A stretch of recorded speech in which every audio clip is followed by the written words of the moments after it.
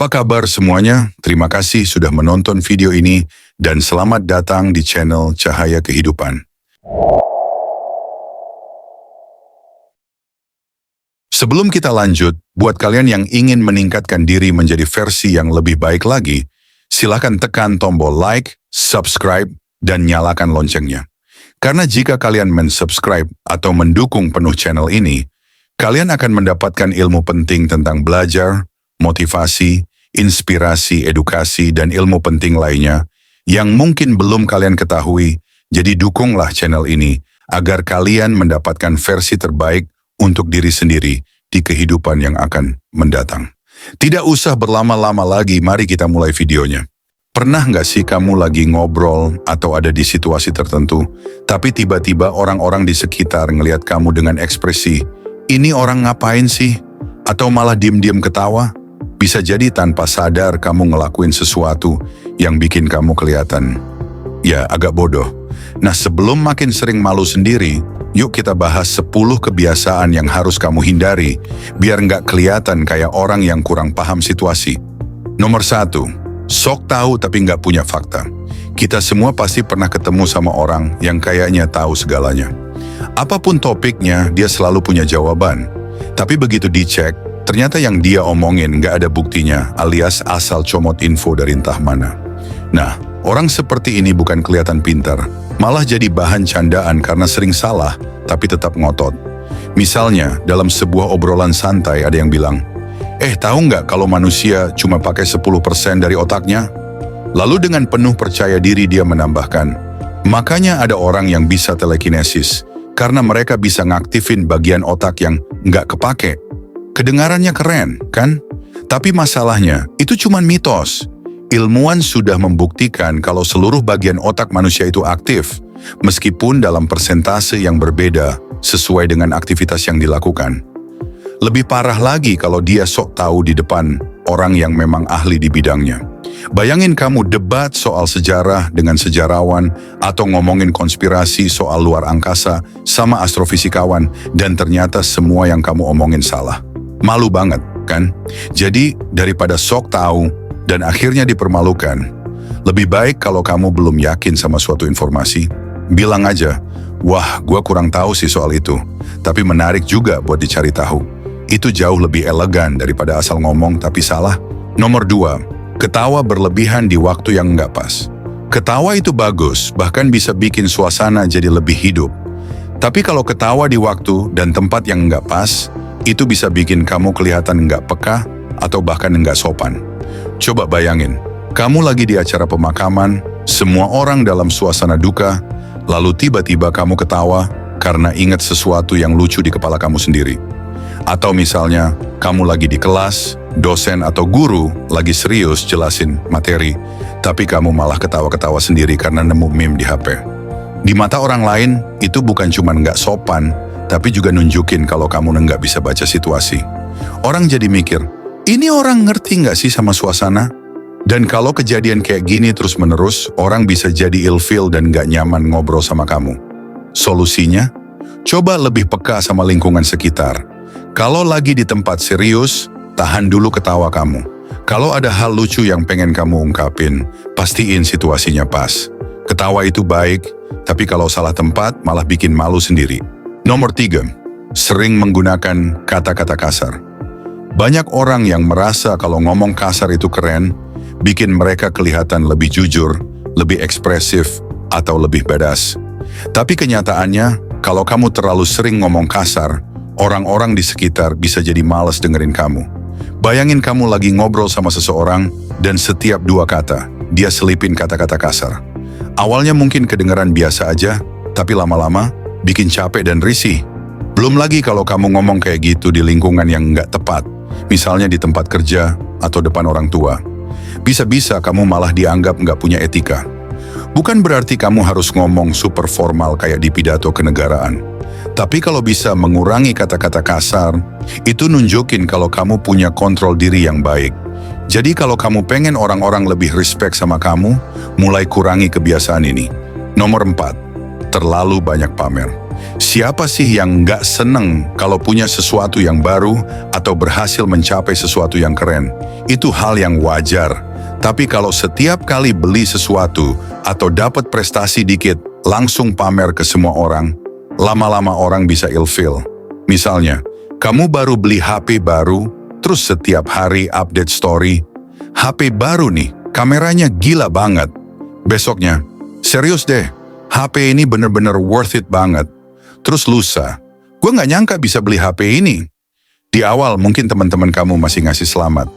Tapi kalau terus-terusan, yang ada mereka malah mikir, iya kita udah tahu, nggak usah diumumin terus. Pamer sesekali nggak masalah, tapi kalau kebanyakan, itu bisa nunjukin kalau kamu butuh validasi dari orang lain. Orang yang beneran keren nggak butuh pamer buat dihargai, karena kualitas diri mereka yang bikin mereka dihormati. Nomor 5. Suka memotong pembicaraan orang lain.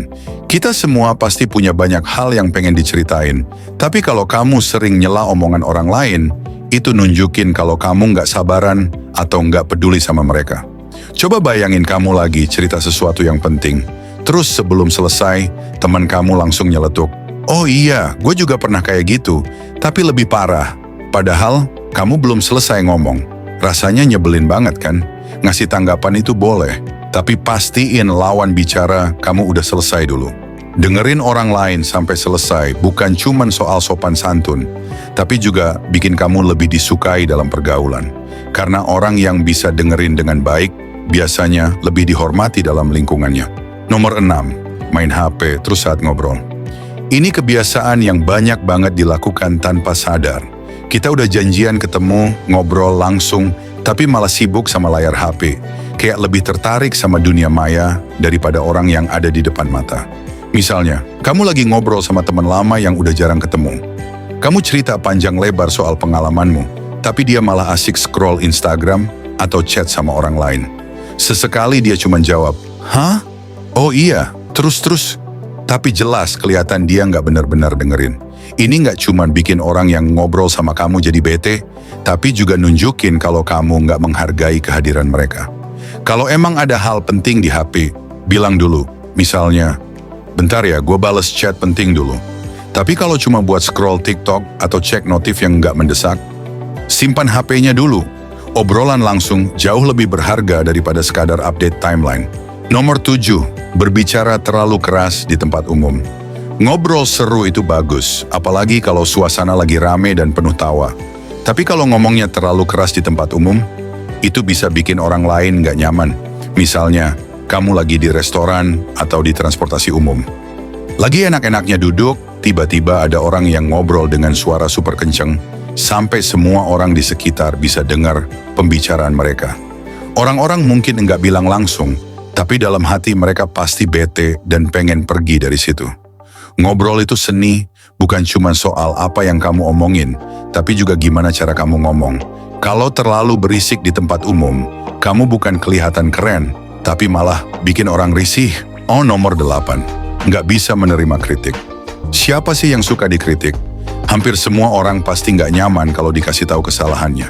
Tapi kalau setiap ada kritik langsung marah atau nyari alasan, itu tandanya kamu nggak mau berkembang. Coba bayangin, kamu lagi kerja dan bos atau teman kamu kasih saran.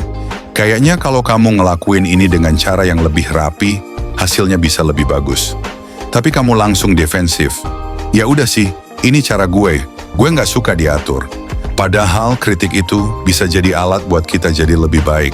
Nggak semua kritik itu negatif. Ada kritik yang membangun, dan kalau kita bisa nerima dengan lapang dada, kita bisa tumbuh lebih cepat daripada orang yang selalu merasa benar. Nomor 9, mengeluh terus-terusan. Curhat dan mengeluh itu beda tipis. Wajar kalau kita punya masalah dan pengen cerita ke teman. Tapi kalau setiap ketemu isinya cuma ngeluh tentang hidup, pekerjaan, keluarga, cuaca, dan segalanya, lama-lama orang bakal capek dengerin kamu. Misalnya, ada teman yang setiap hari update status kayak gini. "Kenapa hidup gue begini terus sih?" Besoknya, orang-orang jahat semua, nggak ada yang ngerti gue. Besoknya lagi, capek banget sama kerjaan, pengen resign tapi nggak bisa. Sekali dua kali mungkin orang bakal simpati, tapi kalau setiap hari kayak gitu, lama-lama orang bakal menghindar. Bukan karena mereka jahat, tapi karena mereka juga punya masalah sendiri. Daripada terus mengeluh, lebih baik cari solusi atau cari cara buat menghadapi masalah dengan lebih positif. Terakhir nomor 10, nggak mau belajar dari kesalahan.